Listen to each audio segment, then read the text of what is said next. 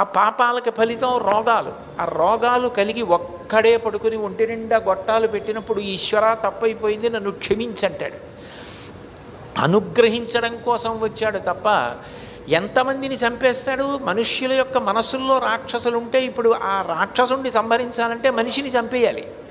అందుకని మనిషిని సంహరించకూడదు. అది సర్వోత్కృష్టమైనటువంటి శరీరం. ఈశ్వర సృష్టిలోనే మనుష్య శరీరం లాంటి శరీరం లేదు. జంతువునాం నరజన్మ దుర్లభం, చంపడం కుదరదు. అందుకని పాపములను క్షమించడానికి వచ్చింది అవతారం. అది వెంకటేశ్వరుడి గొప్పతనం. అందుకే వెంకటాద్రి గొప్పతనం ఏమిటి అంటే అటువంటి కొండ ఇంతకు పూర్వం లేదు, వెంకటేశ్వరుడి లాంటి అవతారం లేదు. కలిబాధ మాంప తిరుమల కలియుగ వైకుంఠమనగ గైసేసిన మీ సలలిత కరుణాహృదయము కలలోనను మరువరాదు కంజదలాక్ష అంటారు. కలలో కూడా నీ కారుణ్యం మర్చిపోమయ్యా.